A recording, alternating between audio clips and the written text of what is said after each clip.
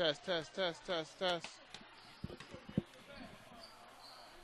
Test, test, test. Was it last minute? Test, test, test. There you go. Test, test. Up and running. Yep.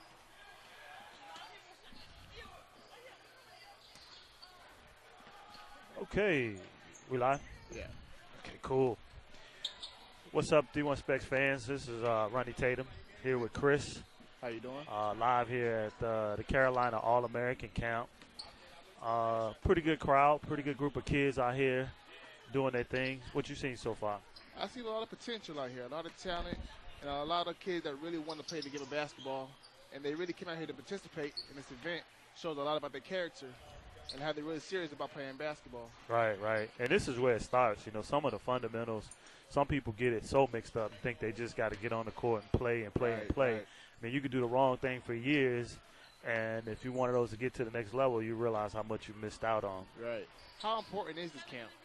It's very important. I think it helps spread what D1Spects has always been about, the development of the whole player, not only in terms of education, fundamentals, footwork. Right.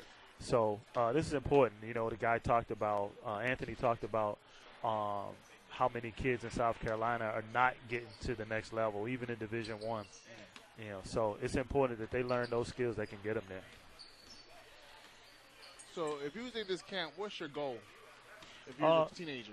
You know, for kids to have an outlet to learn some of the basics. I mean, really the goal is to spread it not only from the Carolinas but the Houstons, the Florida, to get a real good understanding of what we're about and what we want. And that's why I'm sure that we're here, right, to make sure that those fundamental things that D1Spec stands for in terms of developing the whole athlete is done at each and every camp that's held.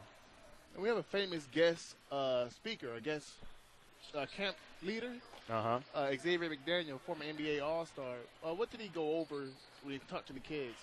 Well, it was a good talk. They were really attentive to what he had to say. He really talked about how, you know, they look at him as, oh man, he played in the NBA. He played many years with Seattle, you know, and he played with the Knicks. And they, you know, sometimes kids assume that it just came easy. He was a man. But what he really talked about is how when he was in the 8th grade, he could name 15 kids that were way better than him. And the key to his success is just he kept working at it. You know, he didn't have the opportunities that the kids have now in camps like this. He even said that when he was 18, he didn't even have a left hand. You know, so so he touched on a lot in terms of work ethic. That shows a lot about his work ethic. At 18, not having a left hand. To make it to that elite level, right? That shows how much the hard work he put in, a lot of effort he put in. Right. Yeah. So he talked about that. He talked about how when he did get to college, how many positions he was a 5 most of all of his career in high school, and when he first got to college, he was a 2 and a 3. He talked about how a guy got hurt. I forgot the two guards or two kids got hurt. He had to go to a 5, and he had to play defense on, I think it was Olden Polynice or somebody. Ooh. I can't think. Big-time center, and he's only 6'7", 195. And the guy never got one rebound, and coach kept him at a 4 and 5 because he did so well down low. So it just goes to show that he didn't care wherever he played. He just did what he had to do to get the job done. So it shows a lot. And that's good that he comes and tries to help other kids out who wants to reach that level. So what kind of drills are they doing out there? Right what are now, they working on? Right now, it looks like they're working on some of the footwork. One of these is just your quickness coming down the court, like this drill here where he spins and goes in. That's getting around the guy as you're coming up middle court, making your move. And some of that is picking the ball up. You know, some kids like to dribble too much. Taking the ball, one dribble, either to the goal or taking the shot. He said something about dribbling too much. How many dribbles should it take to beat a defender? Well, in a game. In a game, you know, see, that's the one thing kids will have to learn. You know, you see little kids just dribbling all over the floor, and the parents go, whoa, whoa. That's pretty much a show because when you get to the next level, the kids, when you start getting 13, 14, the speed of the game picks up. And you won't have time to do that much dribbling. Most coaches will tell you that from the top of the key, you need to get to the basket 2 2, maybe 3 dribbles. It depends if you got a spin move or some type of diversion type move to get to the hole. But you shouldn't take, even from out on the three-pointer, it should never be any more than 3 dribbles. 3 dribbles? Yeah, so that goes in line with footwork. You know, a lot of kids have to learn, and in camps we teach that they get the ball and they triple threat. You really, you know, and that's why some players like Kobe and those who are all-stars, they look like, you know, they go, man, that first step. And some kids confuse that first step with a dribble, but really they're sizing their opponents up. They've developed a jump shot, so you have to come out on them. But if you got 2 feet and you don't have your dribble, you know, you got left or right. You got left. If he leans with you, you take him back the other way. But sometimes that first step is so big, right. You got 1, 2, and you're at the goal. So a lot of it is footwork, being in position to make a move. And here at D1Spects, we teach a lot about footwork. We teach European steps. We teach the hot step. Mm-hmm. Yep. How do you kids not get caught for travel? Like, what's the difference between traveling and the hop step? Well, the hop step is timing. It's something you have to practice. So I've seen kids out there try to do a hop step. Yeah. They'll dribble 1, 2, and then they'll hop. You know, pretty much just off the dribble, coming up off 2 feet, coming down off 2 feet. Right. So some kids will mistake a hop step as 1, 2, and then jump down and hop. That's a walk. You know, a hop step is you're coming with your dribble. You haven't established either side, and off that dribble with good footwork in the first place, you come up and you make the hop around the person, and then you can jump up. It's not a walk at that point. What would you like to see kids develop more at this stage that you see that's lacking in the high school level? You know, it goes back and forth. When you look at the game for the last 5 or 6 years, some people say, well, you don't have any slashers. Kids aren't slashing. Everybody's taking jump shots, you know. And now you don't see kids that have as good of a technique on the jump shots. Right. You know, so, and some of that's footwork in terms of getting to the hole, and it's always good to get to the hole. You know, you getting to the hole will never go old, because on long jump shots, there's long rebounds, fast breaks for the other team. You know, so you got to really develop a good jump shot so you're just not shooting and running up and down the court. That's when it gets boring. So when you talk about getting to the hole, kids that find a way to maneuver their body and good footwork to get to the hole, there's a lot more can happen for you. First of all, you ain't get the big man in foul trouble. You got a chance for an and-one, and you're pulling the defense in. So when you got kids on your team that are good jump shooters, that guy can penetrate. When they all collapse, he can kick it out to the jump shooter, and it's money. But kids can never go wrong by developing, getting to the hole, no matter what size, because when you're small, you know, just like my son, if he gets to the hole and causes havoc getting to the hole, he knows he's looking for a big man. You know what I mean? So no matter your size or age, if you can get to the hole and cause havoc, you're going to be, you know, you're something that a coach will always need. So we know about the Kobe's, we know about the LeBrons. What other players showed that type of skill of using the triple threat to get to the hole? Using the what's that? We know about the LeBrons, we know about the Kobe's, but what other players had that sort of skill that you was talking about to get to the hole?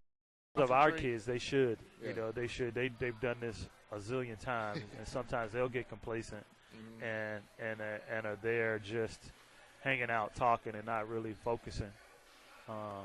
So they do need to stay away from each other. And how important is it for the trainer's knowledge of the game?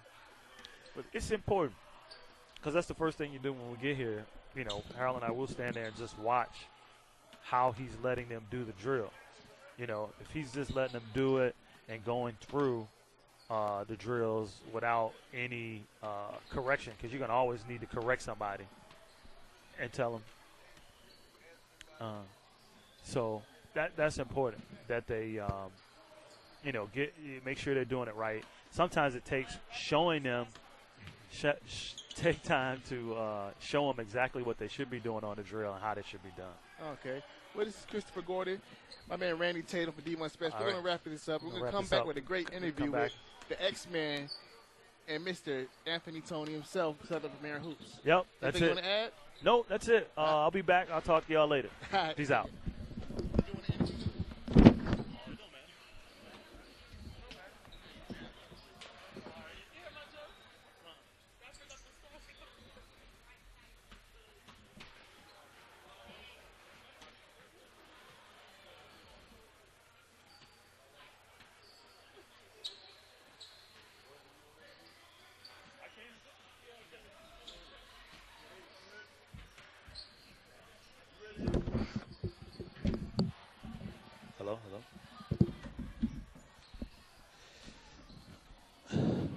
Hey, what's up?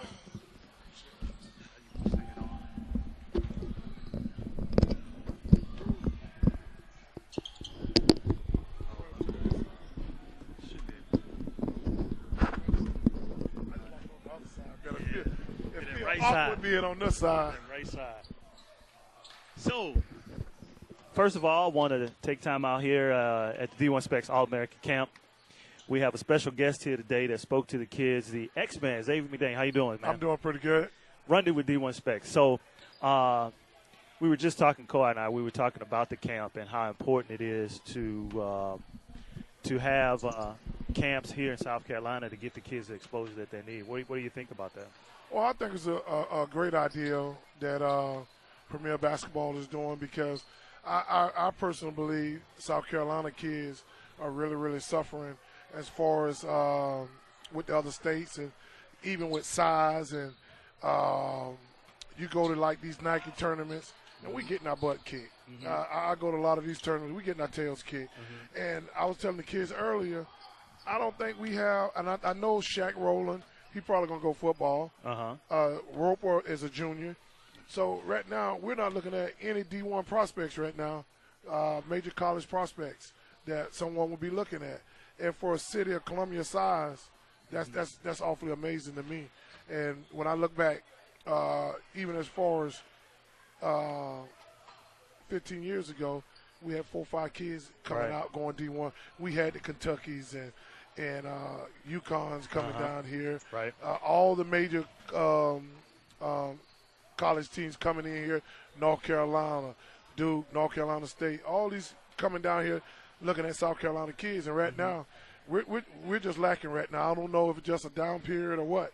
Well, I think this is a rebirthing here. So, it's got to get – parents got to get involved. The kids that are playing basketball has got to get involved. And a lot of things you touched on, the fundamentals of the game, in terms of learning the fundamentals and having that hunger for the game is what they really need to do. Because, like you say, you talked about, and I was listening to you over there, how you said it was 15 other kids that were better than you in the 8th grade, and your work ethic and your hard work to get to where you need to be. So the kids have to know that if they work at it, they can do whatever they want to, and they can get to where they want to be. I tell kids all the time, it does not matter how good a kid is today. Right. Now, how are you going to get yourself to that point and make yourself competitive like that? You got to get out in that gym and you got to work very, very hard. You got to get after it. And are you willing to pay that price? And that's what I tell kids all the time. People love to say, man, you made it. You know what it takes. I tell them, I really don't know what it takes. There's a lot of people with talent. You got to be lucky and injury-free. Right. That's what I tell them. If your knee look like my knee and you in college, the odds are you ain't going to play in the NBA. It's going to be hard. Because you're damaged goods. And even if you do get that shot, think about a guy like Blair from San Antonio. And one reason why he didn't go high is because of the 2 knee surgeries he's had. And it's already predicted that he's going to have a short career. You got 2 ACL tears. Right. And with the rigors of the NBA. Now, that's lucky. And that means right now he's going to play 120 games. San Antonio got the best record in the league. So that means usually when they got the best record, they do go to the NBA final unless there's this year be some upsets. So with preseason, the 82 regular season games, make it to the he'll play 120-some games. That's a lot of wear and tear on the body. Right. So what do you think? What are some of your visions for the future for basketball here in South Carolina? Because most definitely D1Spects, want to try to get the kids on the map by participation in many of the camps and tournaments that we'll have throughout the year, and we'll give them that avenue. But what are some of the things you want to work at to bring basketball back to South Carolina? Like I told the kids earlier, we have to define what their position. I think when you got kids who are 5, 6, 7, 8, 9, and 10, all the way up until they're about 14, because boys don't start getting that growth spurt. 13, you 14. see, my son's 6'2". Last year he was 5'9". He grew 3 inches. Wow. So the boys, he's 13 years old now, so they're starting to grow now. So you get an idea of where they're going to be then. But then you look at his mom, who's 5'6", and me 6'7", so they're probably going to top off at 6'7", 6'5". So I think that he should be working on guard skills. Right. I think kids in Columbia, you go watch kids play. I see kids over at Northeast and even Spring Valley. They 6-foot post players. And my thing is, if you got 5 kids at 6 feet, they all should be the same type of dribblers and the same type Right. of ball handler, same Right. type of shooter. Whoever get the ball should be able to bring it up. There should not even be designated who's the point guard when everybody's 6 feet, When everybody's 6 especially feet. if you're trying to get to that next level. Right. Because, I mean, I go back, I think about a team that won.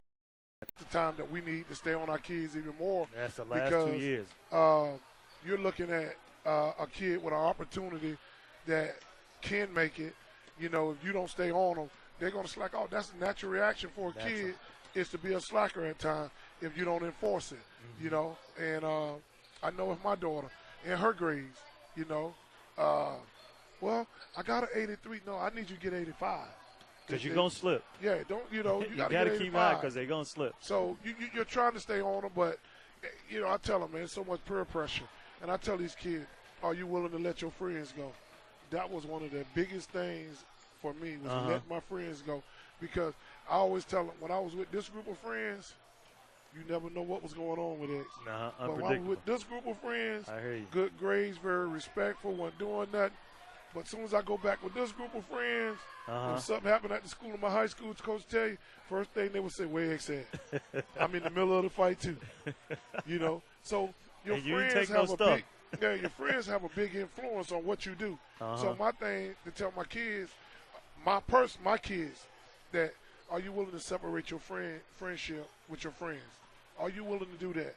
If you're willing to do that, then you got a great opportunity to play college ball and a great opportunity to play professional ball. But you gotta be able to let go. When they want to go out and drink or smoke or even just cruise, I personally think you should have a basketball in your hand. I'm not saying don't do kid stuff. Go to the movies. Go hang out. And that's why I try to keep my workouts to 2 to 3 times a week. Because you still want them to be kids. But for those 2 to 3 days a week for 2 hours, it is grueling. Right. It is hard. Got to be. So, you know, you just hope that they can separate it. And I know for me, I don't know if I would have been the same kid if I'd have went to South Carolina. Because you've been at home. Yeah, not just home. I live right across the street from the University of South Carolina. When I say USC dorm room, I can literally walk from my dorm room. My dorm room, let's say this is the dorm room. Haywood Street is where I live at. Oh, I honestly sit here and tell you, I live less than a mile from the University of South Carolina. Wow. I grew up right off of Rosewood Drive. The ticket office is right there on Rosewood Drive. Okay. So I actually literally grew up. Right. So what do you think what probably would have happened? My friends would have walked right across the street and come to my dorm room. And now the peer pressure was on. I don't forgot where I came from. Man. So I think the best thing for me was to lead the state and taught me how to grow up, taught me how to be self-sufficient. And like my high school coach say, by the time you think you want to do something, you be done matured by then. And actually that happened. It kicks in. Because now you're going to a city, you don't know nobody. So by the time you start making friends, you're a junior. Right. Now you done matured a little bit. Right. So, and that's basically what happened for me. And it was the best thing that ever happened for me. Now, I'm not going to say that wouldn't have happened for me if I went to Clemson, because Clemson is a 2-hour drive from where I grew up at. So, and that could have happened at Clemson if I went to Clemson. But I think going out to Wichita State, man, was a blessing. Playing with Antoine Carr, Cliff Livingston, 2 guys I had an opportunity to learn from and get better, how to be a player. You know, high school, I could jump over people. In college, I try to jump over people, they catch it. Antoine Carr taught me how to dunk on people and stick that knee in their chest and boom it on them. Right. So, I learned a lot from Cliff of how his approach was to the game for rebounding, you know. And I tell the story all the time. He may not never want to hit us, but I went there as a 2 and a 3. Right. We had a couple people hurt. They moved me at the 4. And he's the best rebounder and one of the best rebounders in the country. Right. And for 2 hours of practice, he didn't get no rebounds. Wow. Because in high school, I could rebound. I've always been able to rebound. And that's what I tell the kids. You ever want to play basketball, play defense and rebound. Coaches love people who can get steals. That's a guaranteed and ticket. shut people down and rebound because they know it's another possession. Right. That don't mean you shouldn't work on your offensive skills because you can still work on your offensive skills and be a rebounder. And I told my daughter when she first started playing for the South Carolina 76ers, she wasn't playing that much. I said, if that was me, I wouldn't have played you. You shot the ball on the top of the backboard. Even though she was 11 years old,